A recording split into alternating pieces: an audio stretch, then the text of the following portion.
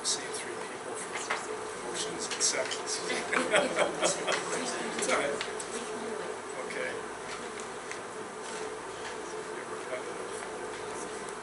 Okay. Welcome to the Fredonia Central School Board of Education meeting for July 16th, 2004. We start every meeting with a pledge to the flag. Please stand with me for the pledge.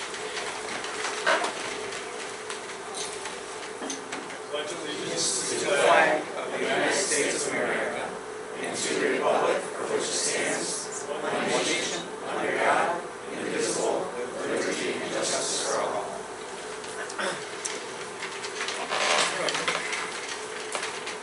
So we have a proposed agenda for tonight's meeting with a consent agenda, excluding personnel B4.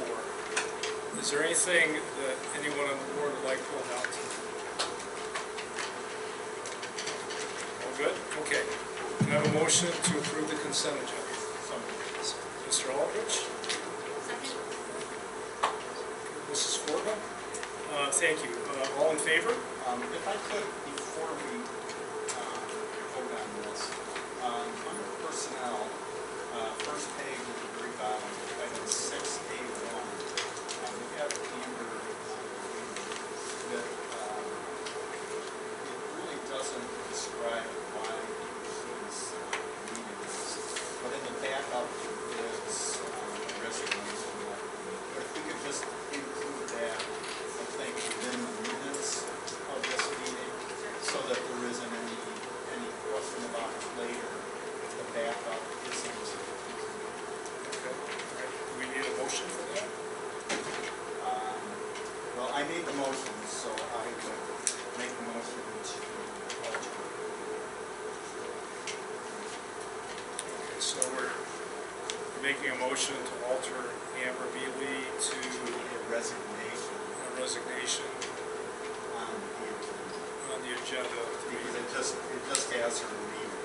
okay, to be placed into the minutes. Second. Second. Mr. Kenny? All right, any discussion on that? Mr. Kenny? All right, all those in favor? Aye. Opposed? Okay. All right.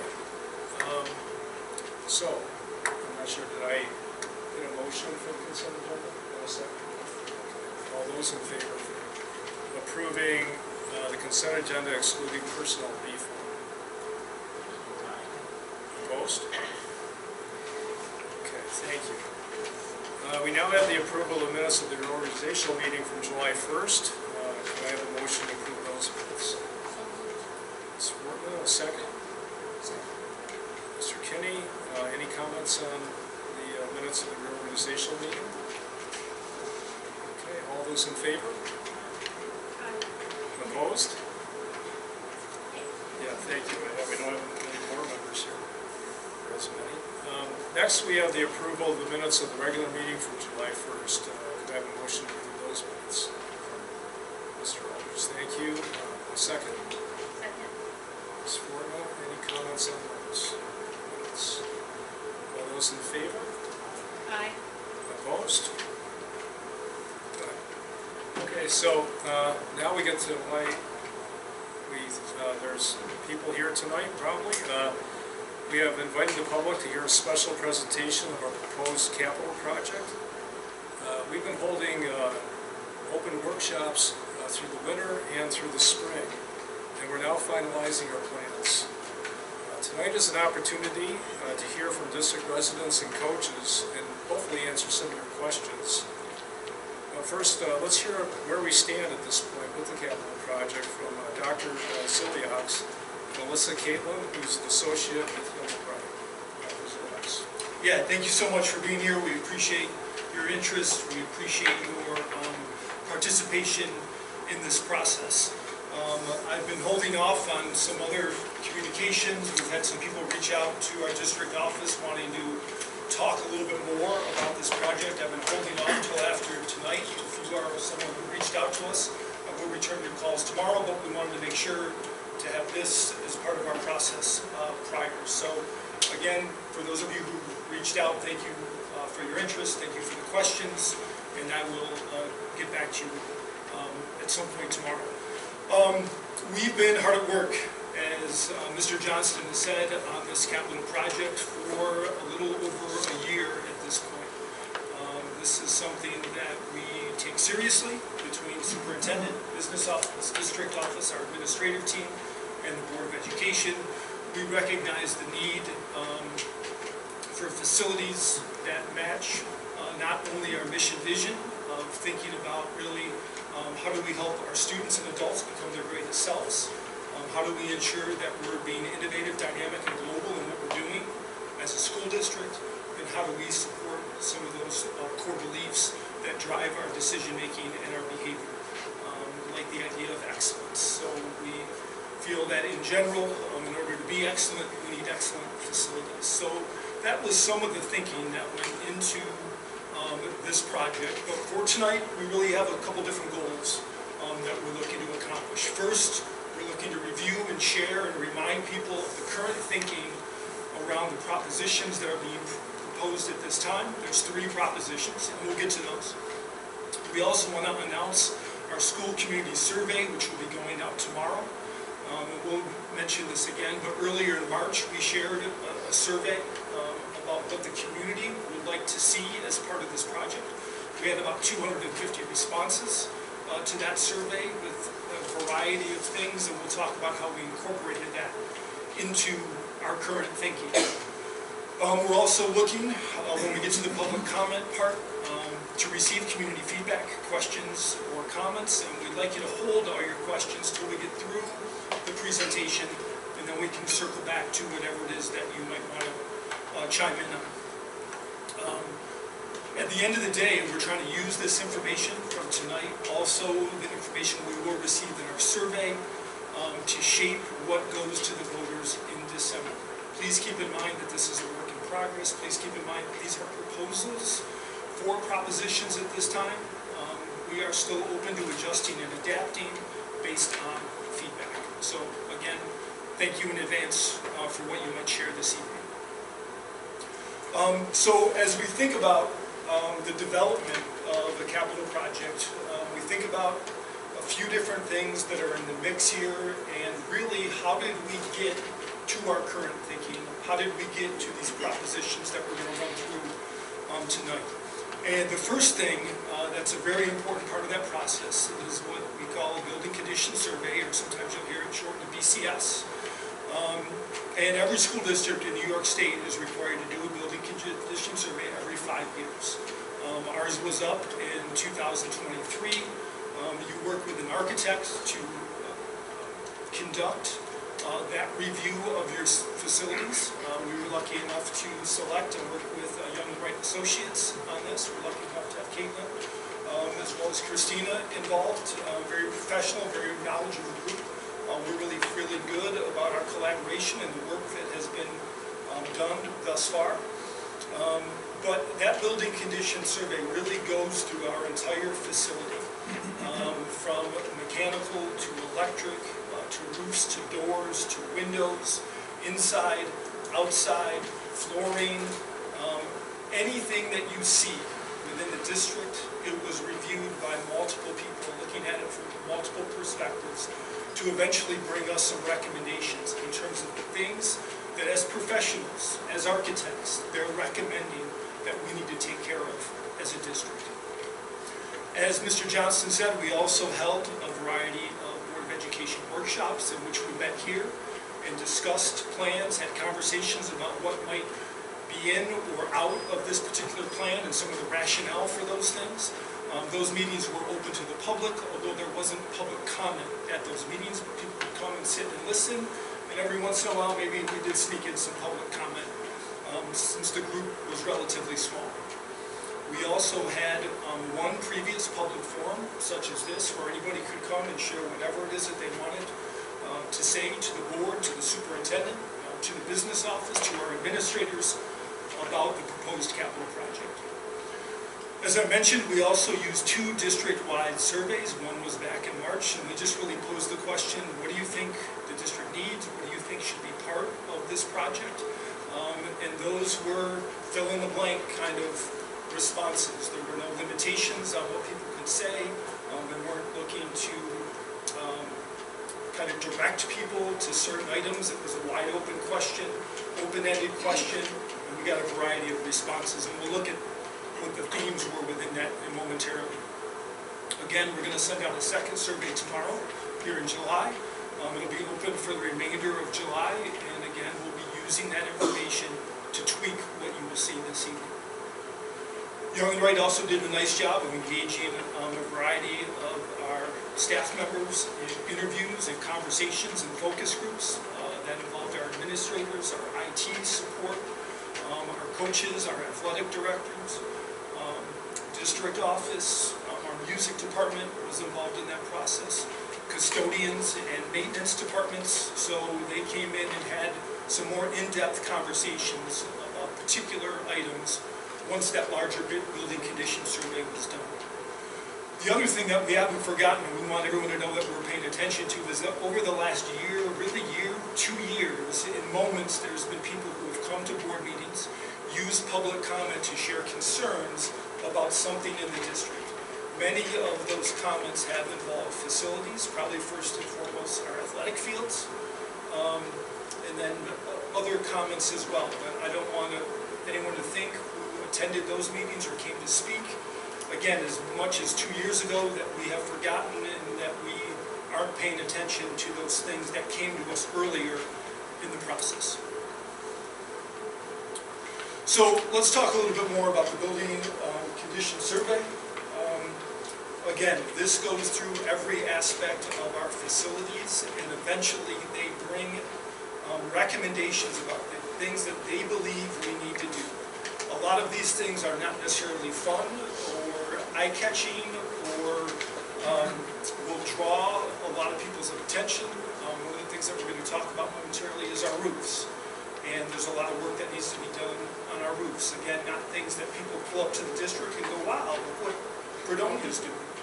But at the same time, very important and critical work, right? We don't want our roofs leaking, we don't want our roofs collapsing, we don't want to have to put a great deal of money into our roofs later on when it's not aidable.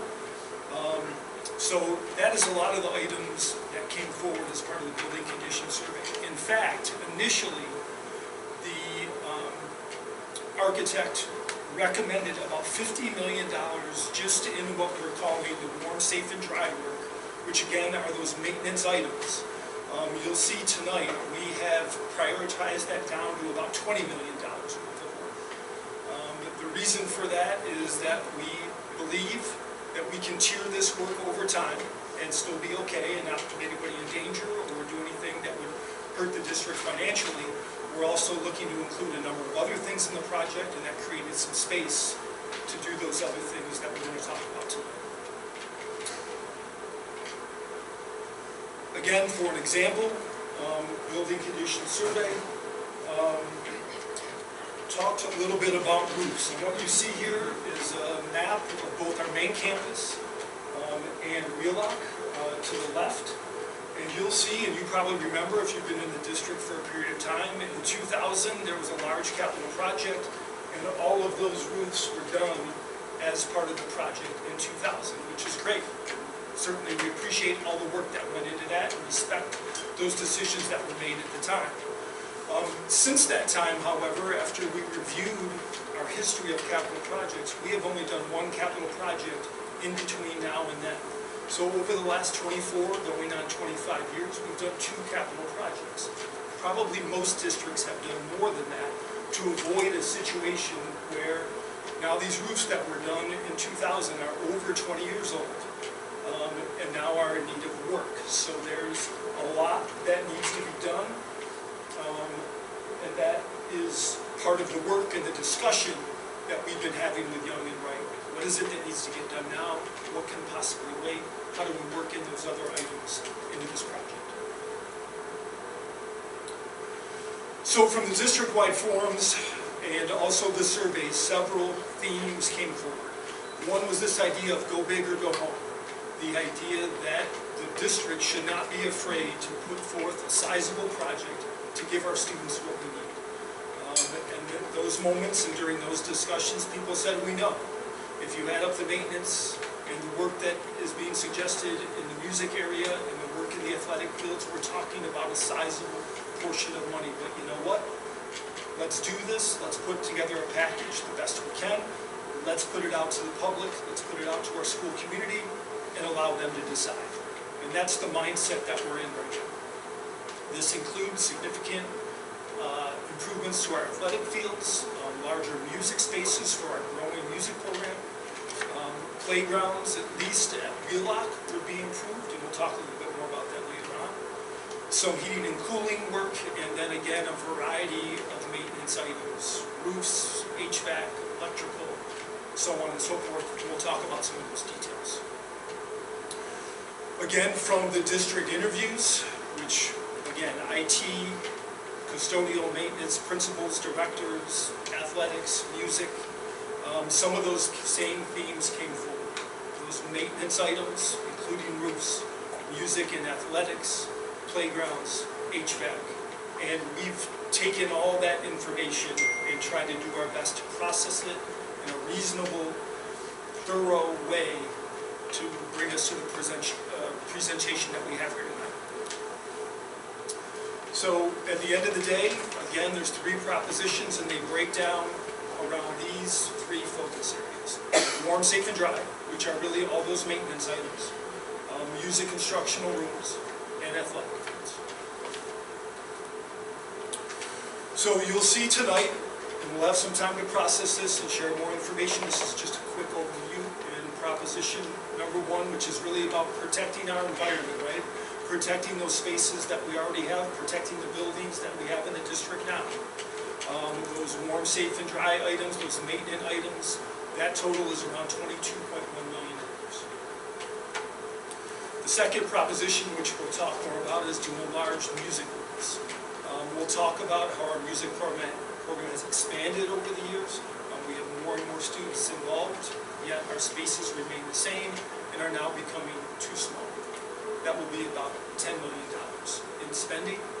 Please note that in order for Proposition 2 to be approved, Proposition 1 would need to be approved prior. Proposition 3, investment in athletics. Again, if you take a look around our district, if you're aware of some of the drainage issues that we have out back of the school, you know that there's some work to be done. In the spirit of go big or go home, in the spirit of give our students what we need, and the proposal currently is about a $20 million, $19.6 million multi-purpose field that includes lights and a variety of other things that we'll share. Again, Proposition 2 is contingent on Prop 1. Prop 3 is contingent on Prop 2. So, to get into the details of this, I'm going to take a step back. I'm going to turn it over to Alyssa, Christina, we also have Maggie here from Municipal Solutions, who really gets more deep into the financing, the money, the tax increases, what that might look like for people in different townships. So at this point, I will turn it over to you guys. I appreciate you being here, and thanks for all the hard work leading up to tonight. That's good. So yes, on the protecting the investment side, this is kind of that not so pretty, but protecting your shell stuff. We did a lot of work with this group around the table to outline this, so I will outline that a little bit more detail today. Brad's done a great job describing a big piece of this, which is roofs. We'll look at that. Also talk about HVAC improvement, electrical, and plumbing. So the roofs at the main campus, you can see all of the areas in blue. We had roof scans done at the entire facility to assess the condition of what lies beneath them. So like Brad mentioned, so much of this building was done in 2000 that it was a little bit about how do we not pass that same situation on to the next administration that may have to deal with that large amount of roofs. It's a big fight to have to take off at one time. So we assessed all the roofs, and basically the area shown in blue here is the portion that will go to be replaced. This is the portion that is showing its wear more so than the other areas. All the other areas are completely dry still, no issues with water penetration. So those areas we feel confident could last until the next capital improvement project, but these ones were recommended to be replaced at this time. But that was a good way to cut about 50%, of the work that from 2000 and break that up into a phased approach so that we could accomplish some during this project and some down the road. Looking at the next slide. We have a handful of building systems in this building that we're recommending for replacement or maintenance. So one of the maintenance items is resurfacing the track. That was installed about 10 to 15 years ago and is at this point due for what's called a resurfacing. That's a maintenance item in general. It's not tearing it out or anything. It's kind of putting another layer of wear surface down on it to extend the life of it. So that would buy another 7 to 10 years on the life of the track, which is a good thing. Electrical improvements in the main campus building include basically taking the head end system of the electrical and replacing that, so kind of where your electrical service comes into the building before it goes out in distribution out to the building, replacing that. That is original to the building, so you can see some of the very large old metal pieces there in the top left circle. That would all be replaced, and that would allow that distribution out to the building to be maintained. That is archaic equipment and very difficult to find replacements or parts for right now, so that's kind of a preventative maintenance type of item. As well as replacing the fire alarm and the generator in this building. In the plumbing side of the world, there's some minor plumbing improvements that this facility would recommend. One of them is replacing the sewage ejector pump. I'm sure that's what you all came here to talk about tonight. As well as replacing the pool heater and then adding some isolation valves so that we can shut off different parts of the school and do the work in that area without having to shut down larger sections of the school. One of the exciting items, which may not look so beautiful when you're walking up on the roof, but will be enjoyed very much so in the classrooms, is in the pods and in the high school portion of this building, aka this room. We would be replacing the rooftop units, and that would include new AC with those as well. So that would service both the classrooms and the spaces that are adjacent to those in those areas, pods and the high school wing. So that's a summary of what's going on at the main campus building. If we go down to Wheelock, the list looks almost identical. Roofs, HVAC, electrical, and plumbing. Slightly different breakdown in this building. So you can see all of the 2000 era roofs there. Those would be replaced, very similar condition to the main campus here. Those would all get replaced as part of the project. And if we go inside of the building systems, similar list, no main end, head end electrical distribution requirement at this, but clocks, PA, fire alarm, and generator are all recommended replacement due to their age of the existing equipment. There would be some minor plumbing improvements at this building too, adding isolation valves and replacing the hot water tank. And then there would also be HVAC improvements here, so that's cafeteria, adding air conditioning to that, as well as replacing one other rooftop. And then also down at Wheelock, we'd be looking at replacing the existing playground, providing a new playground, which would definitely service the students better, and would allow for some accessible access to all the equipment there. So we'd be looking at board and plate surfacing below that rather than wood chips, which would make all of the equipment accessible for anybody. And then also looking at the maintenance building down there and a couple of improvements there. So some minor electrical work, teeny tiny roof replacement, a little circle there on the building. And then this building has an interesting history, if you know. It used to be connected to the main building and was cut off once upon a time. But there's a chunk of wall that has served very well for many years, but should be replaced down the road of where it used to be connected over to the wheel office that we would be repairing there as well. Turn it over to Maggie. Okay. The financial impacts for this first proposition, as has been highlighted, I think, on a few other slides, the total cost of the proposition that the voters would be asked whether or not to approve is $22,100,000. Of that, we would expect that state aid through the building aid program would cover 77% of the total project costs, with the remaining 23% to be funded by the district at the local level. This is what we call the local share of capital projects. For this first proposition, we would expect that the local share would be covered from 3 different sources. The first being the contribution of capital reserve funds. So these are funds that are in a restricted reserve account, specifically set aside to pay for capital projects. The voters have to approve the establishment of the reserve fund, and then the voters also have to approve the use of any funds out of that reserve. So we would expect that on the day of the vote, you would have language within the proposition that you'd be voting on to not only approve the total project cost, but also approve the expenditure of those reserve funds at the same time. The second source of funds to cover the local share of this proposition would be part the replacement of debt service that is retiring. So part of the timing of this project is to align with the drop-off in debt service related to prior projects, so that as that debt service begins to drop, we could then bring on the new project to try to minimize what the third source of funding for the project would be, ultimately a tax increase. So we'd be looking at a tax increase of approximately 1.9%, starting in the 25-26 fiscal year. Just a few things about that tax increase to note. First of all, this is not a compounding tax increase, so it's not that year after year after year you'd be seeing a 1.9% increase. It's a one-time increase, and then once it's into the tax levy and onto your tax bills, that's the amount of the bill that represents the repayment of this project from that point forward.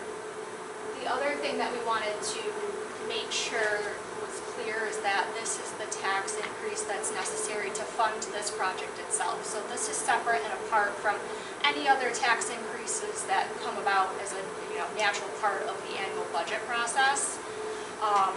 So there may be additional increases that are needed to fund the operations of the district itself. So we're just talking about what the tax increase is to support this project and these propositions. So the chart here at the bottom half of the page is to help all of you and anyone viewing this presentation determine, what does that 1.9% increase really need to be in my household? So the first line on that chart shows what the increase to the tax rate per $1,000 of assessed value would be for each of the individual towns there. So you would look at your home's assessed valuation, and for every $1,000 of that, you would multiply that by the tax rate. The bottom half here to help you all, and again, anyone looking at this presentation, to maybe do some quick math and try to extrapolate what that might actually mean to myself, on my tax bill. Here we have just 4 sample assessments for homes, across those the various towns within the district. So, for example, if I lived in the town of Pomfret and my home was assessed at $25,000, I could expect that my tax bill would go up by $63 to fund this proposition. If I lived in Sheridan and my home was assessed at $100,000, living in Sheridan, I would expect my tax bill to go up by $69.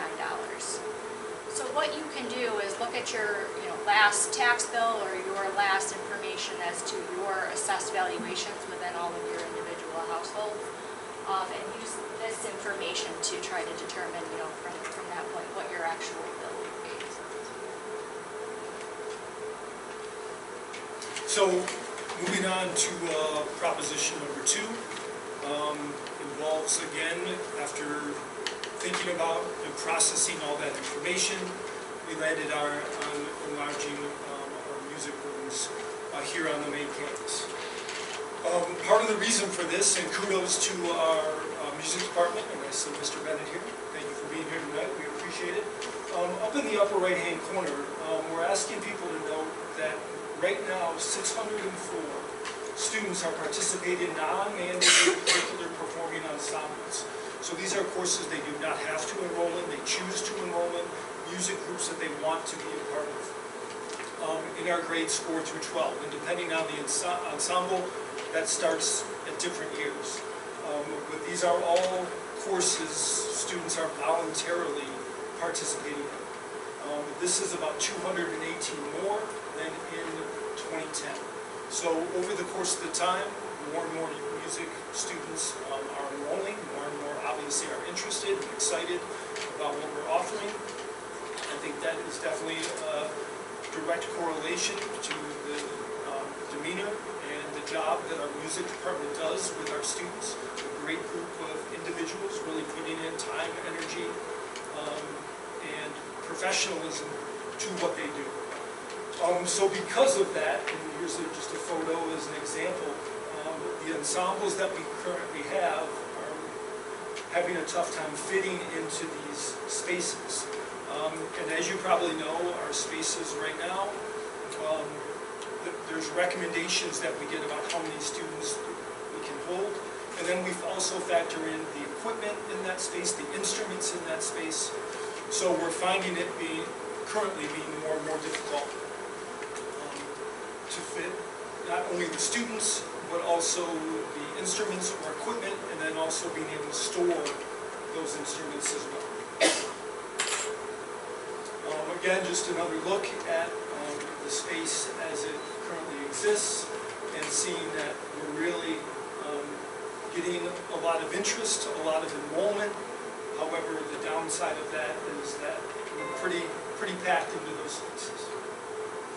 So one of the things that we looked at with this is that the state will pay renovations to your building if they're contained within the footprint of the building. So that ratio that Maggie explained where you get building aid is applicable if you're doing it within your current facility. And so we took a very good look at the building and said, how can we expand the music program while still staying in the footprint of the building? Looking at the current area that the building is in, so there's kind of a block by the auditorium. There's a bank of areas above that where the band and orchestra room is right now. We're looking at expanding into the room adjacent, so taking over the print shop and then completely reorganizing how that space works to truly provide larger ensemble spaces for the music department. And then in the chorus room, if you've ever had the pleasure of being in the chorus room, there is the most unique dividing partition in there that I've ever seen. But it's a recessed space, so you can see the photos in the prior slides that Brad showed. But it's a recessed floor space. We would take the floor up to being the current height and then actually expand up. So we take the roof off and actually expand the building up, which the state will allow from an aid perspective in the current roof spot that they're in. That would actually give the space the volume that it needs. That's one of the most important things when considering the design of a music room is the volume of the space, because sound is so critical. And this room is currently directly related to a courtyard, but has no windows. So windows are also a requirement of any renovated space or by city standards. So we would add windows to that space and actually expand into the offices that are currently against the corridor as well. So we'd really make the most of that space by completely renovating it in its current form.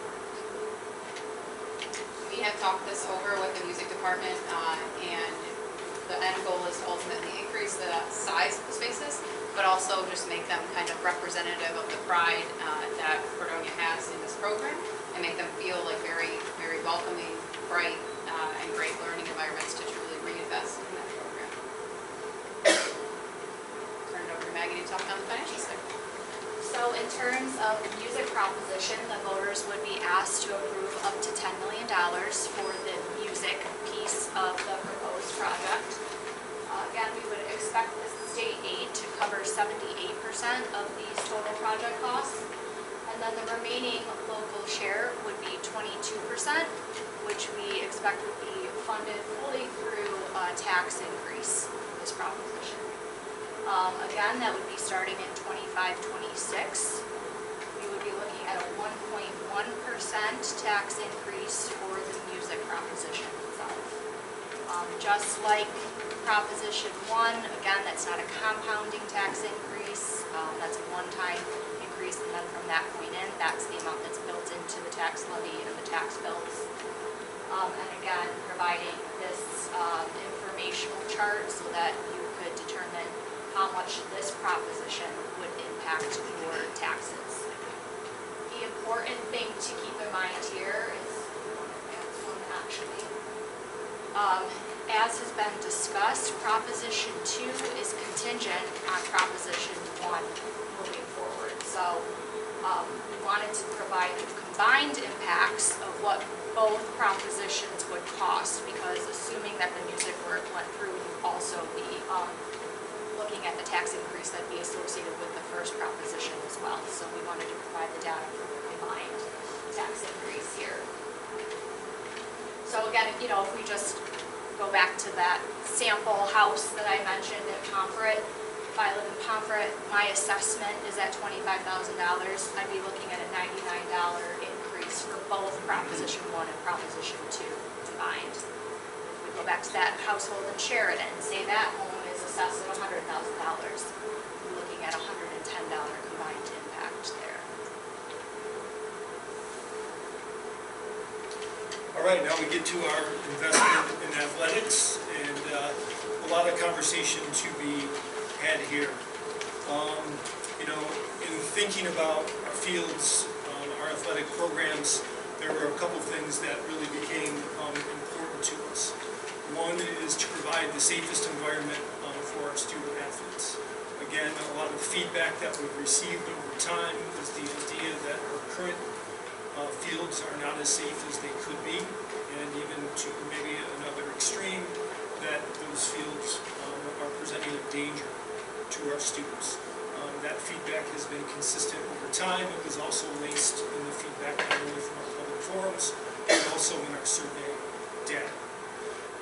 The other thing that we thought about in order to be able to provide the safest space possible, we would be talking about a turf field with lights. And the other part about this that will probably generate some conversation is we are talking about doing that here on the main campus out behind the school. So if you are a football fan, yes, we are talking about playing here on turf behind the school as opposed to the Orange Bowl. Now, I am a former social studies teacher who appreciates history as much as anybody else. I actually played a game at the Orange Bowl in 1981 for the mighty Jefferson Jaguars. I think we won one game that year. We were small, but we were slow. So it was a really fun season to be part of. You know, I appreciate all the tradition. I appreciate everything that has happened at the Orange Bowl over time. However, in my mind, if we're talking about safety, then we need to make an adjustment and we need to shift away from the Orange Bowl. There's also a couple factors that are in play. In order to do any significant work at the Orange Bowl, we would have to create retaining walls that would go into the cliff facing the Wheelock School, which would really make the cost prohibitive. The other thing is right along the creek there is actually a floodplain. Although the field is technically not on the floodplain, it is right up against a floodplain. So if we were to make a huge investment there and somehow we had flooding, people would probably really question, why would you put a lot of money into a field that literally butts up to a floodplain? So unfortunately, that's where we are. It would be nice to think that you know, we could have done something at the Orange Bowl that would make sense. It just doesn't, given the parameters and the limitations and what would be required. We'll get more to the details of that field shortly. The other thing we thought about and talked about is out back. There's a lot of space, as you know. We talked about, hey, could we build stadiums, fields, natural grass surface that would be really high level and be safe for our students. And although we probably could initially, the problem, which many of you might know, is the drainage in the fields. In our last capital project, we invested about $300,000 in trying to address what was done. As we've had people come back and revisit that work, people say that work is the correct work. That work was done well, that work was done up to specs. There's nothing wrong with that work. The problem is you're fighting the natural soil, which is known as Canandaigua soil, Canandaigua soil, that is very much clay-based and does not drain. So the feeling was we need to ensure that that wasn't going to be a barrier. In talking with Young and Wright, a turf field, which underneath the turf field goes a whole drainage system, would be the only way to really ensure that the fields would be in good condition, that they'd be safe, and they would really allow our athletes to maximize their time, energy, and performance. As you can see from just a couple quick photos from out back, on many of our fields we do have pooling or ponding of water. Again, this goes back to the soil. If you've been out there, you probably know that our bleachers and facilities for our spectators aren't exactly what we would like them to be.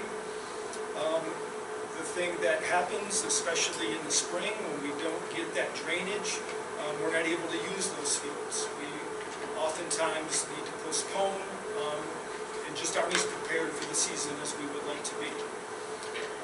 If you've been on our tennis courts, you'll also know that there is a high degree of cracking across those tennis courts. We have a tradition here of excellent tennis that goes back many years, and that continues to this day. I think both our teams did very well. I think our girls were actually undefeated this year.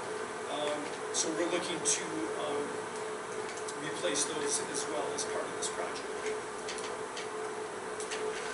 For the details, I will turn it over to young Martin. Yes, so current thinking of where the field, multi-purpose field would be located is shown here. So it would be just south of the tennis courts, kind of if you're coming down the road, basically in the large backfield.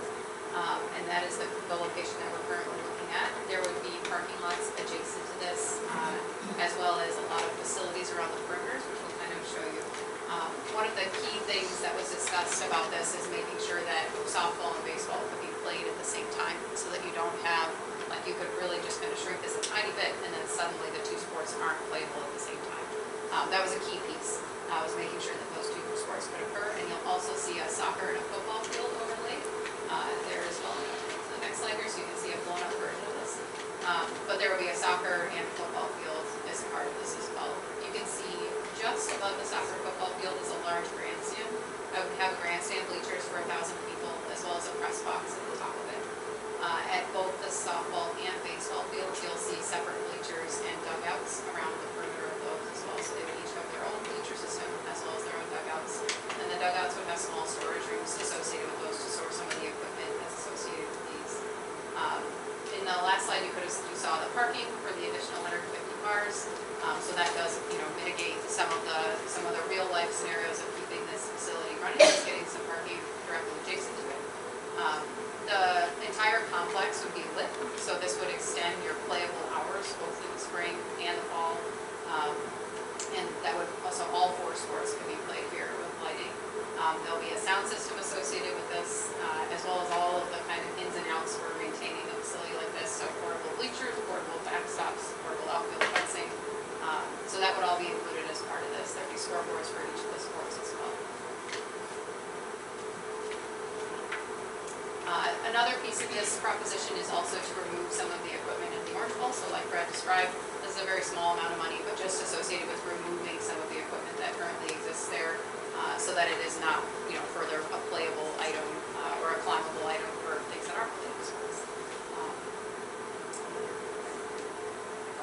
And you can talk to this one. Okay, so in terms of this proposition's impact, the amount the voters would be asked to approve is $19,600,000. In the case of this proposition, state aid is anticipated to cover 29% of the project cost.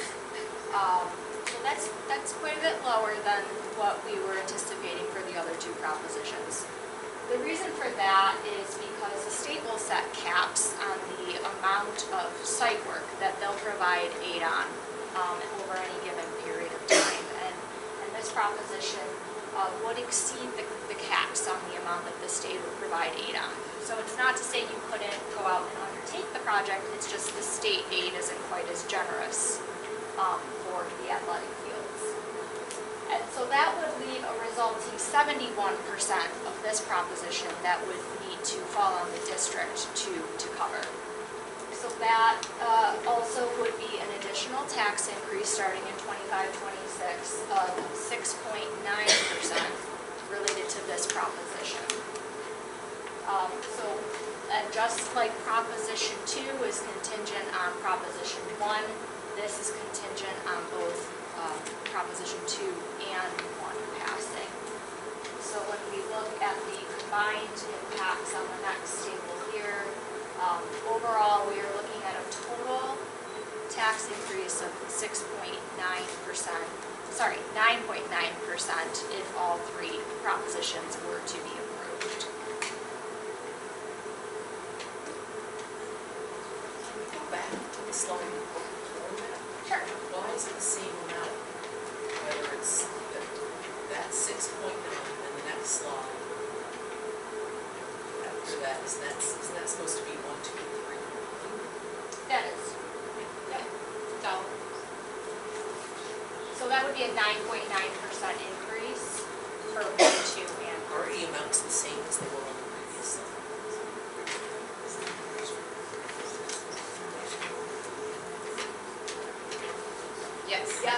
apologize, that is a typo. They are the same for, Looks like the bottom, the top row is correct. So the top row is correct, the 25,000 row is correct, and we will modify. we will modify that and make sure it's corrected in the information that goes out. What you could do is take the charts from propositions 1, 2, and 3 and add them all together. Or you could take the tax rate per thousand impact. Should be accurate. Yeah, the tax rate per thousand impact is also accurate on this combined slide. So you could take your own valuation, and for every $1,000 of that valuation, multiply that by the tax rate impact there. I do apologize. Do we have those figures, Maggie, or do they need to be calculated? I was just wondering by the time maybe we're I in could the public do comment. it if you wanna, yeah, I can work offline here and get those numbers for you, get them corrected on the Yeah, slide. why don't we wait till public comment? Sure. All right, thank you. Nice catch, Mrs. Hahn. Yes, thank you, thank you. Thank you.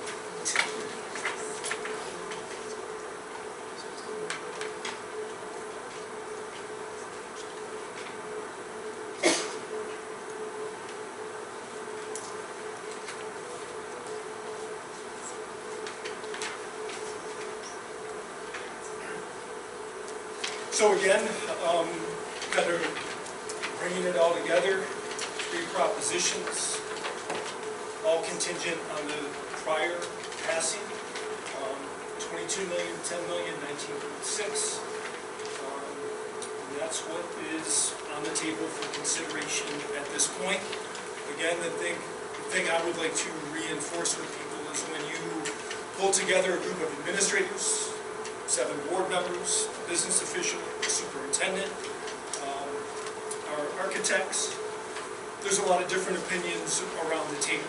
And what we've tried to do is listen to the feedback from the community, take that into account, really process what is the community asking of us, what is it that we think our students deserve, and what could this look like in a capital project. At the end of the day, we are in that mindset, go big or go home.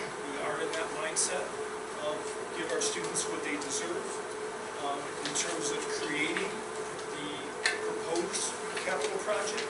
And then we recognize it would be up to the school community to decide. But we're feeling like we have an obligation at this point to bring those plans forward and let people's voices be heard, and then follow up on whatever is approved or not approved, and we move forward from there. So please know, a lot of time, energy, effort has gone into this, and this is where we are at the moment. But we're also excited to hear any perspectives in the room, anything that you would like to share. We're going to transition into what we call our public comment portion of the meeting. This first public comment is for things on the agenda tonight. We would ask that initially we focus on things related to the capital project. If after we get through that, there's other things in the agenda somebody would like to address, certainly we're willing to hear that. Our second public comment at the end of the meeting is for anything else. So, yes. Before, you just kind of skipped over the part, the last slide, which was about the survey that's going to go out. Yeah, and I'm sorry. Yeah, lost track of our slides here.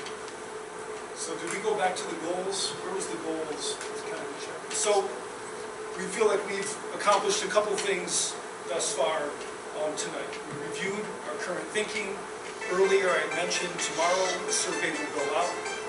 This will be through our district communications. This will be on social media. We're absolutely going to encourage anybody who's interested to participate. And basically that survey asks 5 questions.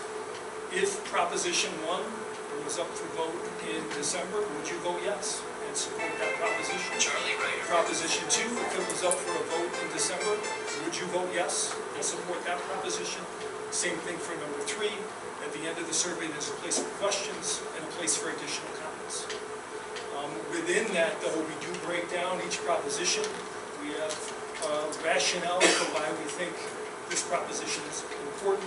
We have a list of items that are included in that proposition, and then we have that cost figures in terms of the tax increase and the breakdown of things that would be aidable and not aidable, so on and so forth. We're hoping to get to your feedback, and then eventually in between now and our next board meeting, we will take this feedback in and make adjustments if needed. Mrs. Hahn? I'm sorry, but you did such a great job, everyone did. The one thing about the athletic fields that maybe to mention is, in addition to the possibility that they're dangerous, is that sometimes our games have to be played elsewhere currently. Can you just speak to that? Sometimes Suburbia, sometimes Bunker. Yeah, and again, just being cautious, like last year and then this year, I meant to thank Coach Bertrando and Coach DeBone for being here tonight. Thank you both. Last year, we ended up moving all our soccer games, varsity soccer games, to SUNY Fredonia. This year, I think Coach and our new AD, the plan is the same. And that's really using an abundance of caution to make sure our soccer athletes are on the safest field possible. That also tends to occur sometimes in the late fall, usually at the beginning of the fall season. We're in August, we're in September. Fields are in pretty good shape. In the past, not this past year, but in the past, those last few football games, we needed to move elsewhere. Usually it was Dunkirk, who does have a turf facility. We appreciate their partnership in that. We would obviously love to have games at our home field and in front of our home crowd on our own soil. So, I don't know if there's anything else. Yes. No, thanks, Alyssa, Maggie, and Dr. Fox for that comprehensive review of Ms. Hahn for catching on the table. That was a good catch on your part. Yeah, as Dr. Zelenik said, we spent a lot of time and energy on this as a board, a lot of other entities involved in this, the active force, a lot of discourse on it. But now we're moving into the next phase, which is we'd like to hear from the public. So that's what tonight's about. Hopefully we have some individuals that would like to get up and speak, and then also we have the survey coming out so we can get a gauge of where we stand with this plan. It's time for public comment. If you haven't been here before, we have some ground rules. Here they are. The board has reserved this time to hear comments from the audience. Those wishing to address the board are asked to stand. Give your name and address, and please limit your comments to 5 minutes or less. And, we have a sizable group here tonight, so that we appreciate it. Respect for others. Concerns and comments during the session should be directly related to items listed on the proposed agenda for tonight. Audience members seeking response should complete a board correspondence sheet and return it to the district clerk. So, do we have anybody who would like to start off with some public comment? Thank you. We have a microphone up here. Your name and address, please. Okay, some of this would have changed slightly after your presentation, but I'm going to just kind of go with what I prepared. And it really concerns the financial impact on the taxpayers in the village of Fredonia. And so my comments are definitely related to the 3 capital improvement projects. I want to give just a tad of background on what it's like to live in the village from a financial perspective. And some of it won't be about school, but it'll be about living in Fredonia. One of the things that I want to bring to your attention is the cost of living here. Our latest water and sewer bill reflected a 16% increase over the same amount of gallonage that we were billed for in January of 2023, and I'm sure that that's going to continue to increase. Secondly, while village taxes increased, Fredonia is still $888,000 in the red, which leads me to believe that there are going to be more village tax increases in our future. The school system currently spends $26,207 per student for 1,390 students, which is more than the cost of room, board, and tuition for 1 year at Fredonia State. And I believe I read that the capital improvement project would result in a 10% increase to each homeowner's and businesses' school tax for 15 years, and I don't think that's too far off from what I saw.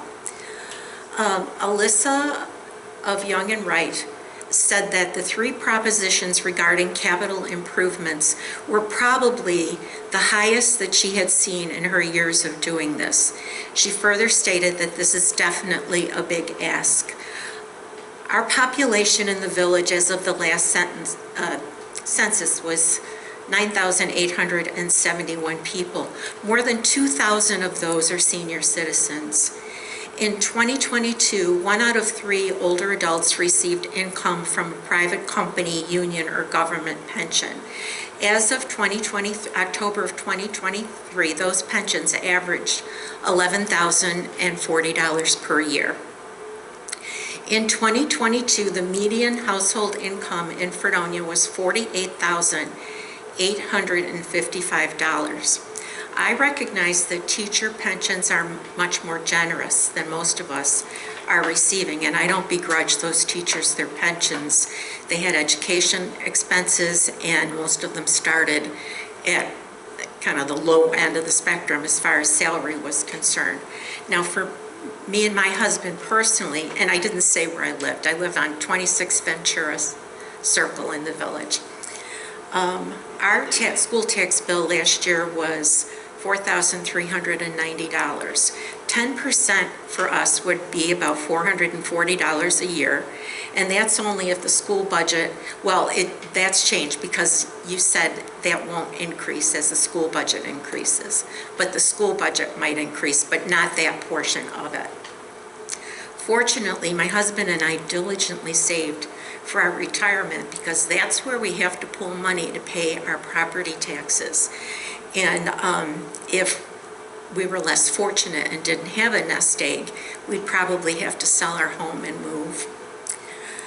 You know, and the other thing is the additional 10%, that is not going to encourage businesses or industry to move to our village. If we had more business and industry, our taxes would probably be less. And then the last point I just wanted to make was all of us have experienced the pains of inflation. I can only imagine how hard it is for young families to balance their budgets and purchase food and clothing for growing children. While everything you're proposing is good, I feel that at this point in time, it's too expensive and it's the wrong time to do such a huge project. And I'd ask you to consider your go big or go home. I know that there's a difference between needs, wants, and desires. And in lieu of the current financial situation in our village and for our taxpayers, I really think somehow this needs to be trimmed down. That's all I have to say. Thank you. Thank you. Before we move on, could I get your name? My name? Your name. Charlene Ryder. Right. Okay. Yeah. Thank you, Charlene. Okay, thank you for your comment. Anybody else like to come up? Hello, my name's Andy Bennett, 66 Newton Street.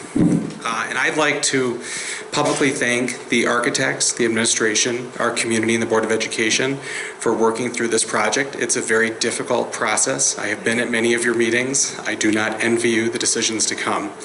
I want to specifically thank everyone for their work on Proposition 2 to work for our music students. Just to put that into the want need category, In those 3 rooms, there's 900 students who take classes every year. Since I started here in 2010, there's hundreds more. And when we talk about enrollment numbers, by far, there are more students playing an instrument now than at any time in Fredonia's history. Our facilities were not made for that. They're not safe. We ran into some issues this year with that, and I'm very grateful that we have found a way to be as responsible as possible in meeting those students' needs.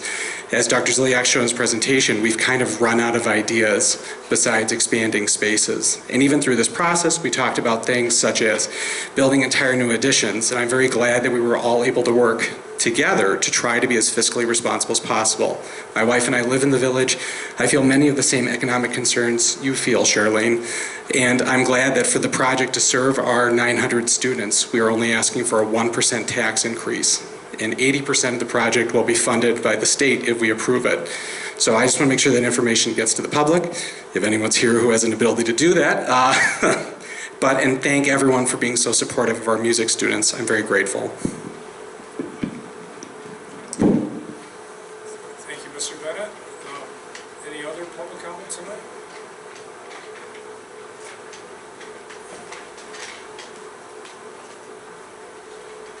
I didn't know if I could reach.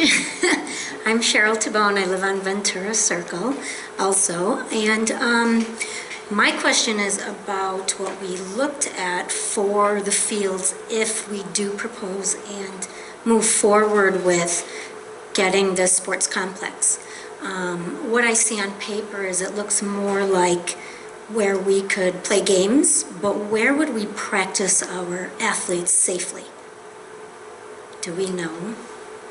I haven't heard anything about practice. Yeah, so we recognize that we will not be able to play and practice solely on the multi-use field. Now, having lights will certainly expand the window of practices, but we recognize this isn't going to solve all our problems. So, in terms of baseball, the other baseball field will still be where it is. That probably needs some work. There's also the varsity soccer field that exists right now, would still be there. We know that there's ruts and some issues with that field, which would need some work. In fact, we're looking at addressing some of them currently. The Great Lakes athletic fields, Mr. Forbes and I are working on that. So it doesn't solve all the problems. We'd have to utilize those grass spaces at some point. Thank you, thank you. And those of you who don't know me, I do coach the girls' varsity soccer, so that is a concern, their safety and making sure that nobody gets injured. And when I was with the boys' varsity soccer, there were some injuries, and I will say, and again, we're neighbors, and I understand what we pay in the village, but we have teams that have come here and absolutely refuse to play us because they will not come to our fields. So that's a concern, not just for our children, but for surrounding schools. So I just wanted to put that out there, because if you don't have children on the field, you may not know all of that information, but we do have a concern with that, and we don't want anybody injured. Thank you. Thank you, Mrs. Tabone. Anybody else for public comment? Thank you. My name is Kathleen Dennison. I live at 50 Eagle Street. So obviously I'm a resident of the district. I'm also the former budget director for Chautauqua County. So I have worked with a lot of capital budgets. Capital budget for the county right now, active projects, it's about $120 million. That equates to $1,000 per resident. Now granted, the county does new capital projects continuously. But if you look at the proposal that you have at $50 million, that's about $35,000 per student. So that means the county would have to do what they're doing 35 times to do what you're proposing. And that's not going to happen. The county is not going to spend that much money. So as you can tell, where I'm going with this is I think the proposal is too big and too costly. I will also share with you that I have voted against school board budgets for about 20 years. And I don't do that because I'm against children or I'm against education. I do it because I think there's too many school districts in Chautauqua County. Each of these districts has facilities, administrators, that all costs money. And being a budget professional, I know that it is not financially responsible to support all of those districts. And over the years, I've watched other capital plans been brought to voters in Forestville, in Brockton, in Jamestown. 2 months ago in Dunkirk, an $84 million project approved by the city of Dunkirk. And I never said anything before because I don't live in those districts, so I wasn't allowed to vote. What is curious to me is that I own property in the city of Dunkirk. I still wasn't allowed to vote on that proposal. But that's a topic for another day. My point is just that we need to be considering consolidation. So before embarking on another big, expensive capital project, I think instead of go big or go home, we need to consolidate or go home. Thank you, Mrs. Dennison. Any other public comment? Hello, my name is Helen Ehas. I live at 20 Ryan Place. My daughter went to school here, had a wonderful experience with some great teachers, and we're very grateful for that. The one thing that well, first of all, I would like to say thank you to all of you for all the work that you've put into this, and not only you, but also the department chairs and so forth that have worked hard and long hours that you don't get paid for to come up with these proposals and to try to do what's best for our children. One of the things I'd like to encourage you to do is to publicize the information more. I really didn't know about that this was being presented tonight till the last minute. I am on Facebook. I do read the local newspaper, and I don't remember seeing anything about it. Now, I could have missed it, but I think if this is really important to the school and the district, you need to make special efforts to get out to the people this information on any media that you can find, because people are gonna vote on what they hear their neighbors say. And that's not really the way we want people to vote. We want them to vote knowing all of the information. So I would just like to encourage you to be really proactive in that going forward. Thank you.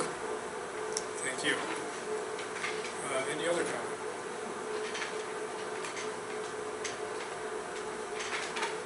Hi, I'm Mary Shaw. I live at 61 Maple in Fredonia. I don't have a lot of comments, but I do have some questions, and I know you're not required to respond, but if you could, it'd be great. The first question I had is about the survey that you mentioned, and I was not aware of that. Was that just on social media, or was that mailed?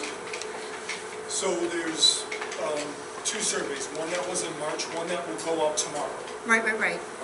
But you referenced the one that went out in March, and I don't recall receiving it, so I didn't know if it was mailed or if it was just posted on social media, or, you know, and to echo the last speaker, if people don't get the information, it's really hard to act on it. So I don't know if it was mailed or just on social media, and then how is this survey tomorrow going to be distributed?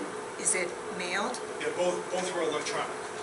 Oh, okay, so everything is on social media, so then people that don't have social media aren't aware? Well, we'll try to get the word out to as many vehicles as possible. I have a call tomorrow back to our local radio station, and hopefully maybe they can be helpful.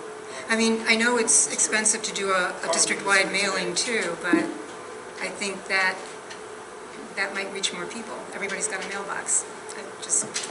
The other thing, way back at the beginning, you talked about this building condition survey. How often is that done? Is that annual? Every 5 years? Every 5 years. Okay. And then you also mentioned that there was originally around $50 million worth of recommendations. So what happened to the other $28 million? Is that something that's going to rear its head in a few years, or? do we, I'm just bracing myself because, you know, if we're addressing less than half of the initial recommendations, when might those become necessities? And eventually some of that work will probably show up in another capital project. We also do $100,000 projects each year, which are aidable. Some of those things we could perhaps do through the annual budget. But really, the difference between that bigger number and where we are right now is prioritization. Is also, we did like some roof scans, as Alyssa said, and found that some areas of our roof are completely dry. Right. Some are actually faltering right now, so we are addressing what we think is critical in the moment. And I appreciate that, but if, you know, the original, or probably not the original, but there was the big roofing project back in 2000, and now here we are. I mean, I know the roof on my house is around the same age, and I'm looking at it thinking, yeah, it's not going to be much longer. So I get where that. So, and the other two questions I have, and these are just kind of practicalities. When I was hearing about a turf field, and I hear about injuries on turf fields too, and that's just, you know, a mom talking.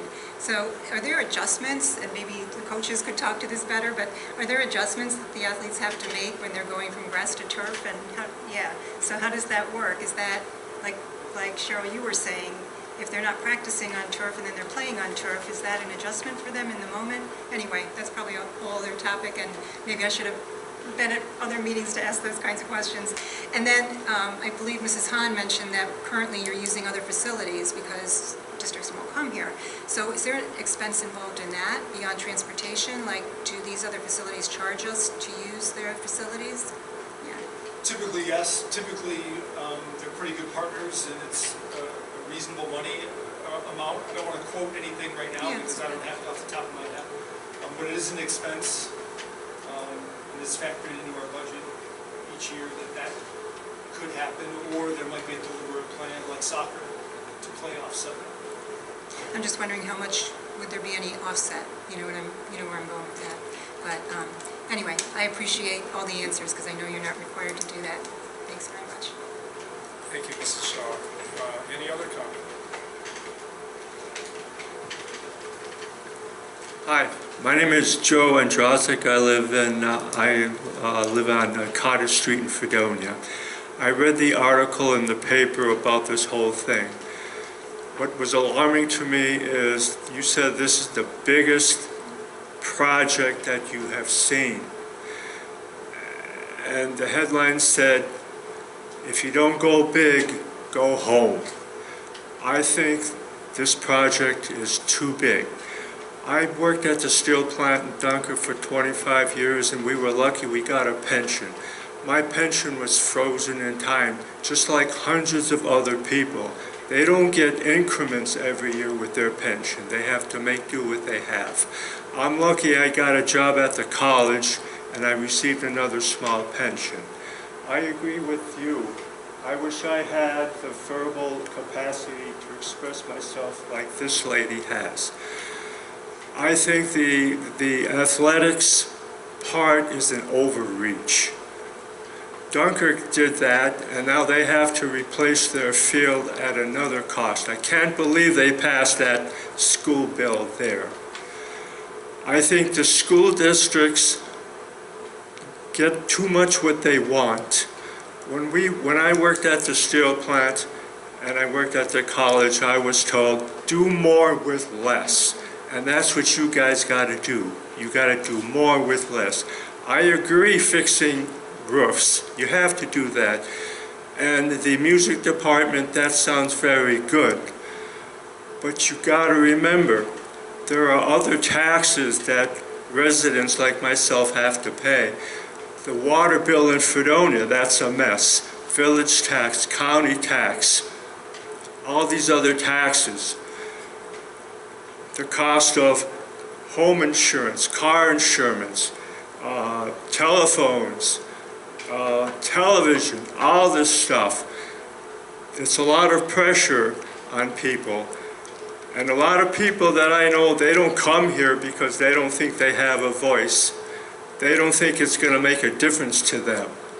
I'm here because I want to talk for the people who don't want to come because they feel they don't have a chance, okay? Fredonia does well with their students, but you gotta learn to do more with less. Thank you. Thank you, Mr. Androsik. Any other comments?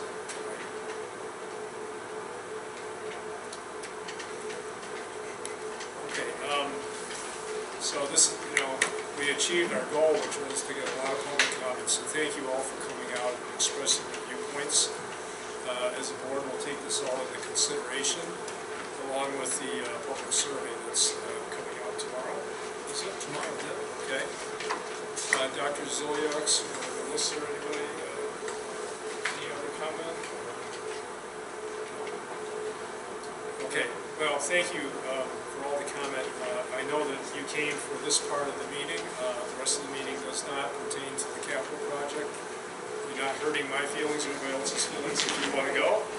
I'm sure you have obligations. However, I'm not pushing you out the door. If you'd love to stay and listen to the remainder of the meeting, please feel free to do so. But again, thank you for all your comment. This is where we're at now. We're trying to gauge, the temperature of the district and where we should go.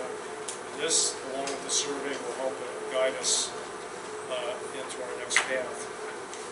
So, If I could, I would like to mention that we were able to revise the combined impact, so we could hold up on the screen here so everyone has a chance to revise that.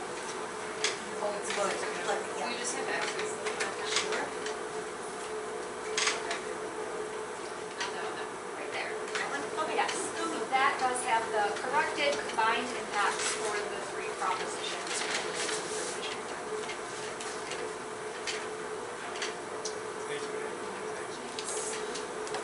okay, well, that moves us on to the rest of our items on the agenda for tonight.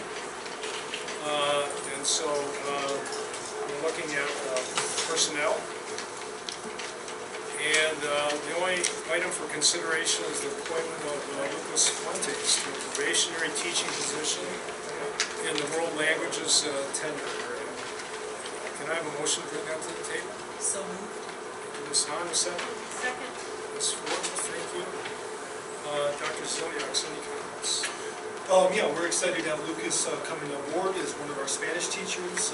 He's originally from Long Island, but came to Fredonia to attend SUNY Fredonia, and really took a liking to the community and had a great experience. He is certified in Spanish 7 through 12. He did student teach right here at Fredonia High School in 2023, so he's familiar with how we operate and some of our staff members as well as students.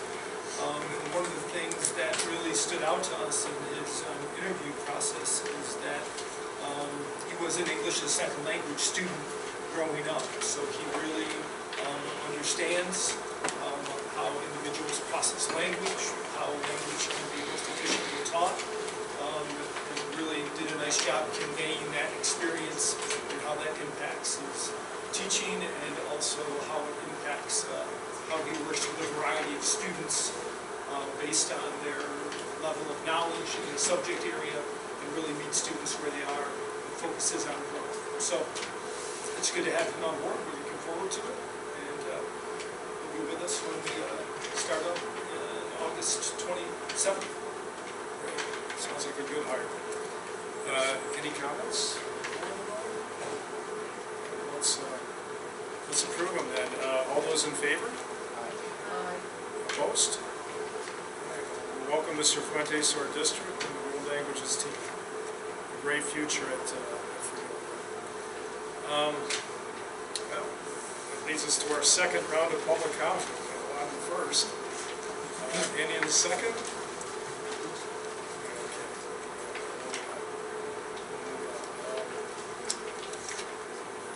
So Dr. Zoliaks, you're up. Superintendent's report. What's happening in the district apart from the capital project? Yeah, I did want to just touch base on a couple of things under personnel, although they were technically in consent. One of the losses to us as our district is in our food service department. That comes in the retirement of Kitty Cabrera, who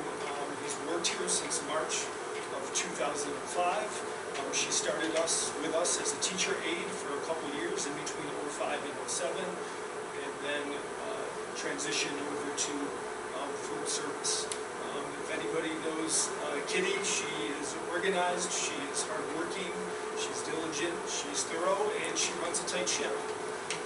She's done a really nice job in the district and has done a lot providing food and nutrition for students, especially through the pandemic, which was challenging on a lot of different levels, but also for food service. She was creative, she was flexible, and really found ways to make it work throughout that entire process. I appreciated getting to know her, I appreciate everything she's done for the district, and I wanted to open up to the administrators for any comments and also to our board members. Thank you to her. I'll jump on that because cafeteria is under my area of supervision. So we've been fortunate as a district over a long period of time to have a good group of cafeteria managers who got us in a pretty good financial position. Partly because there's COVID money in there, but partly because of how the cafeterias work. Kitty's been no exception to that. Pleasure to work with her. Our mindsets are kind of similar on a lot of things. So that makes it a little bit easier from time to time. She did a great job. I'll just say that I know her on a personal level and also professional level. She's just a great manager, and we'll miss her. She's a bit of an institution at the school, so we wish her luck. Anything else? Oh no, we got a few others. We're keeping it moving, but we have a couple other things. So just want to recognize both Andrea Blandon and Ryan Lepp, for our district. Ryan in our IT department, and Andrea is a certified occupational therapist. Every employee hire in the district goes through a probationary period, and then eventually, with good work, with dedication, earn permanent employment. And that's what the resolution is here tonight. We're glad to have them on board. They've done a great job over the past year, and we're excited to have them continue here in Fredonia. I also wanted to touch on Ann Johnson, who's going to join us in the elementary building as secretary. Just a little bit about, I'm sorry, Amy Johnson, not Ann, my apologies. She's a Dunkirk resident.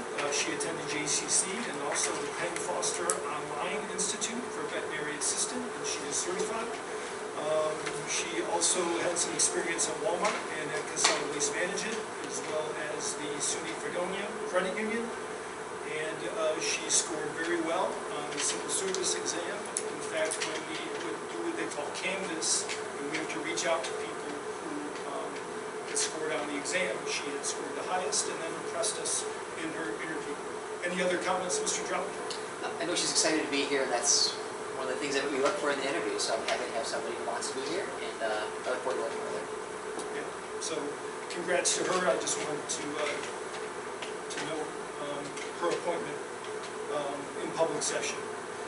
You also will notice over time we are trying to become a little more paperless in the districts. One of the things, if you came in earlier tonight, we are going to do a QR code for our agenda. Over time, we will reduce the number of paper copy agendas we have here.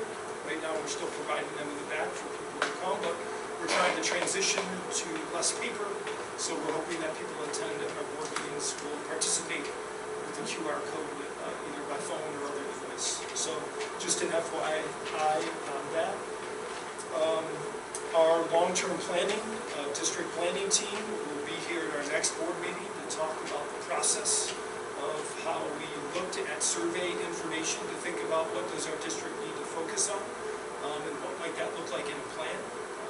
That was a great group of about 20 people who participated, and some of them will be here along with myself to share our work with you and also what that might mean to the start of this coming school year. Again, capital project will be going out tomorrow in terms of the survey. We invite everybody to participate. I also wanted to share that we have 2 board members who have been recognized by the New York State School Board Association, and that's exciting. One of the things that NISPA does is recognize people who pursue professional development, attend different conferences or workshops, and also people who reach out to them inquiring about how boards can work together, how they can be more efficient, how they can improve what they're doing. And they sent certificates for both Mr. Johnson as well as Mrs. Hunt. So congratulations to you both for receiving recognition, but also looking to participate in some of their offerings. We appreciate that. One of the things also under our items on our agenda today is a policy that used to be called the policy involving corporal punishment and emergency interventions, that has been transitioned over into timeout and physical restraint. This is something that every school district processes, and we do have students across the board in any district who sometimes become frustrated, present challenges, and this really outlines how we can work with students who are struggling, how we can work with students who in moments have a tough time regulating their emotions. It gives us a lot of guidance of what that should look like and under what circumstances, and also how we report those incidents, and then how we also debrief afterwards to try to use them as a learning experience, some reflection, and hopefully we improve our internal processes by engaging in that cycle of review and thought. So I just wanted to highlight that. This is a first read. It will come back up again as a second read. The other thing I wanted to touch on is that way back when, we had a number of individuals come to public comment and talk about their concerns about the lack of an athletic trainer in the district. We have consistently tried to touch base with BOCES, and there is a BOCES service for an athletic trainer, to try to partner with another district to make this happen. Through our business office and district office, continuing to come back to it. We actually have a result we'll be sharing with Silver Creek next year. An athletic trainer will have access to so many hours over the course of the year. That will involve hours here, consulting with students probably at some point during the school day, and also attending competitions to oversee the health and the welfare of our students during their time on the field. So we are excited about that. We thank BOCES for their hard work to bring somebody on board who is certified and meets the criteria that we were looking for. We also appreciate Silver Creek being able to partner with us, or being willing to partner with us, because for any BOCES service in this realm, you need a partnering district. So that's exciting news. I also wanted to make people aware that our Wheelock $100,000 project is moving forward, and we are going to be doing some paving and flooring work at Wheelock over the summer. We're excited to have that resolved. If you've been to Wheelock lately, especially back by the parent drop-off in the area in front of the facilities building, you will notice that the paving is in need of improvement. So we're excited to have that moving forward as well. Other than that, unless there's questions, that's all right. Any questions on the superintendent? Do we have a copy of the policy, first reading? You know, you should, if you don't, but I will make sure you get one. Thank you. Before the second reading. Yes, yes. I think there's a pile on my desk that I should have brought with me. Apologies. Anything about the response to this letter? Oh yeah, so we had a couple teachers come and express some concerns regarding support at Wheelock. Mrs. Pfeiffer and I have had a number of conversations amongst ourselves. We've also had this discussion at our administrative council meetings. So the plan for next year is Wheelock is that we'll have a social worker there 4 days a week, and a school counselor there 1 day a week. The reason for the 1 day of school counseling is that all K students are required to have access to a school counselor. So there will be a person available at Wheelock every day, and it does also reduce the rotation of people down to 2, but more importantly, has 1 person there 4 days a week, which provides greater consistency than we've had this year. Mrs. Picker reached out with a number of thanks, as well as a number of other people who either verbally or by email that absolutely appreciate us adjusting and adapting to what's happening in the district. So, any other comments on the superintendent? It's great to hear that we're partnering with Silver Creek on the athletic trainer, that we have a social media. That's good news. The next board meeting will be August 6th at 6 p.m. in the library here. It's been a bit of a long night, so I think we're just going to open up to any board member to speak if there's any other items that you'd like to speak on. Appreciate everyone that came out and shared their views, their perspectives. It's very important to us. We're looking forward to the survey results as well, so we appreciate everyone that came to speak, and it's great to hear that we've made some progress on some needs, some internal staffing needs as well. So thank you for that work. Anybody else? Good. Mr. Paschke, great graduation. It's fantastic. Well done. Anything going on with the summer in high school? Yeah, this Friday we have our rebirth of the Wall of Fame after being off for 2 years with COVID. We're going to be celebrating 7 new additions to the Wall of Fame outside of the auditorium with an unveiling of the new plaques and a nice dinner that will be catered in the cafeteria. And of course, everyone is invited to that. If you're able to come, great, hope to see you there. Also, we're continuing to work with our cell phone changes and looking at probably starting the year not with the bags right off the bat, but starting off the year with just keeping the phones away in the lockers and phasing the bags in a little bit. The Yonder company, the way that they discuss this, a lot of schools have tried to push to like be ready for like a day 1. Here's your bag, let's get into this, but that doesn't go over as well as taking time to work with the students, work with the staff. They have a staff that comes in and works with us and gives us a little bit of training about it. I also want to take some separate time to work with the kids to give some student voice into the procedures that we're going to be using and how do we address certain things when they happen so that we can get some feedback from them and develop our policies together. And as we move forward, eventually phasing the bags in. So it's not going to be a hard start day 1, no cell phone, everyone goes in this bag. So it'll be more of a gradual process, and I think that's a much better way to do it. And then lastly, no, I think that's it, actually. That's it. That's it. No? That's all I want to say. Caught me by off guard. No, she punched me. Okay. All right. I have a clear view. Thank you for bringing back the Wall of Fame. My father's on that wall. I walk by it, look at it. I think it means a lot to a lot of people. So thanks for doing that. I just have to give kudos to my office staff also, who have been instrumental in putting this together and doing a lot of legwork with the catering and the decorations. They've been enjoying it, and it's been helpful. Great, thank you.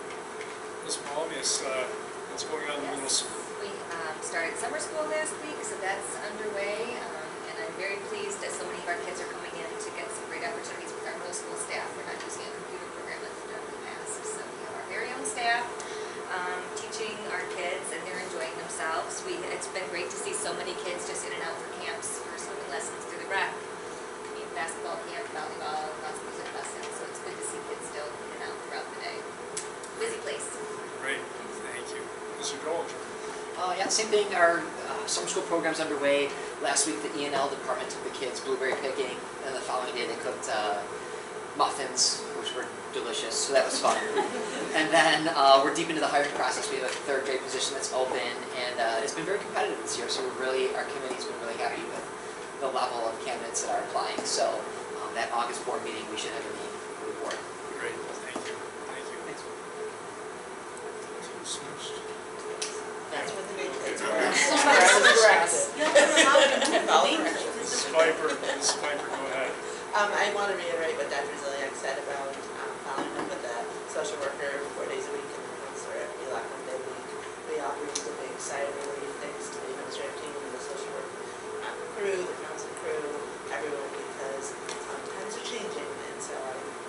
we are now looking at coming into the school year with much more happy anticipation instead of apprehension. So thank you for that. Also want to note summer school started as well. We also have gym rats there, thanks to Mr. Bertrando. We have basketballs going up and down the hallway as well, and camp inventions that we elect next week as well. So we're continuing that tradition with over 50 kids, so that continues to grow that STEM-based program all week. I also was fortunate enough to be asked to have a food pantry put into the VLAC playground. So there's an outdoor food pantry that just arrived today. I was just stocking it before I got here, that village residents are able to come, take what they need, leave what anything that they're able to give, so people can access that, and it's free to the community. So that was just put in today. So I'm excited about that. And then we're getting ready for our Jamboree. So Jamboree is coming up on August 26th. Mark your calendars, 4 to 6 p.m. We're very excited. We have even more community organizations and businesses joining us this year. So it should be bigger and better. Excited. Excited. That's good. It's going to be a great day. Ms. Farrell. I have nothing as exciting as that. I don't know. Shall we go on first? I don't know. Summer school's going on. We'll be 1/3 of the way through the end of this week for my program. It's been really good. We've got a lot of kids coming in. First student is busing. We're getting people for job opportunities. So lots of different, things coming together that way. So It's going fast. it is going fast. Mr. Morris.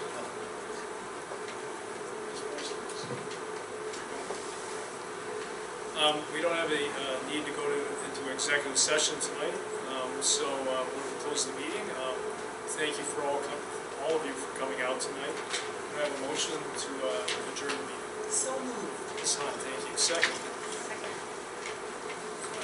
Ms. Portman? Okay, sorry. All in favor? Aye. Opposed?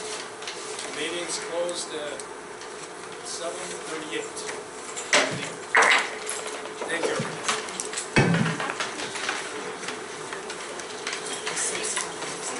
I've already read.